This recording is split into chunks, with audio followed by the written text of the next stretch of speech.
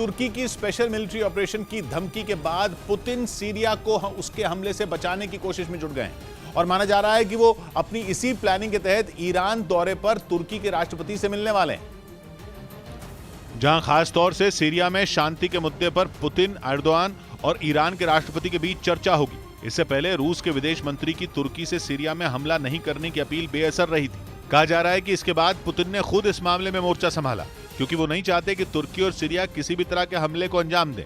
यही नहीं, सीरिया की बशर अल असद सरकार के साथ खड़े रूस ने तुर्की के ऐसे किसी भी कदम का जवाब देने की तैयारी तक शुरू कर दी थी और इसके लिए रूस ने सीरिया में अपनी सेना की मौजूदगी बढ़ानी शुरू कर दी थी। साथ ही उसने सीरिया की सेना के साथ मिलिट्री ड्रिल का सिलसिला भी तेज कर दिया। मतलब ये कि पुतिन ने तुर्की की धमकी के बाद साफ संदेश दे दिया कि सीरिया की सरकार के साथ वो मजबूती से खड़े हैं। इसके साथ ही रूस ने सीरिया की सेना के साथ मिलकर 30 दिनों के भीतर 2 बार मिलिट्री ड्रिल भी की।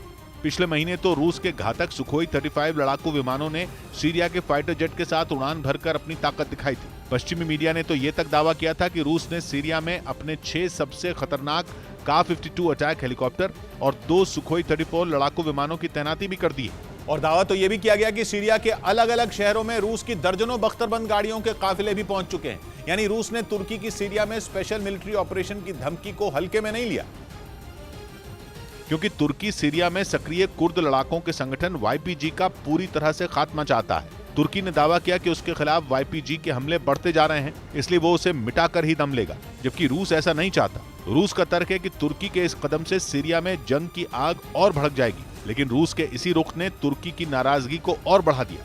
इससे पहले उसने रूस पर वादा खिलाफी का आरोप भी लगाया था, क्योंकि रूस ने तुर्की से 2019 में यह वादा किया था कि वो सीरिया के उत्तरी इलाके में 30 किलोमीटर चौड़ा सुरक्षित क्षेत्र बनाने में उसकी मदद करेगा। लेकिन तुर्की का आरोप है कि रूस कुर्द लड़ाकों को उसकी सीमा से 30 किलोमीटर पीछे धकेलने में नाकाम रहा और इसीलिए तुर्की ने अब इस संगठन का खुद खात्मा करने का ऐलान कर दिया और दावा किया कि वो अपनी सीमा के आसपास घूम रहे कुर्द लड़ाकों को मार गिराएगा। लेकिन माना जा रहा है कि तेहरान में तुर्की के राष्ट्रपति रेजिप ताइप एर्दोआन से मुलाकात के दौरान पुतिन उन्हें ऐसा कोई भी कदम उठाने से जरूर रोकेंगे और कहा जा रहा है कि एर्दोआन उनके ऐतराज पर गौर भी कर सकते हैं। असल में तुर्की इस वक्त अनाज संकट से बुरी तरह जूझ रहा है। तुर्की यूक्रेन से गेहूं खरीदना चाहता है, लेकिन रूस की घेरेबंदी की वजह से यूक्रेन चाहकर भी निर्यात नहीं कर पा रहा है।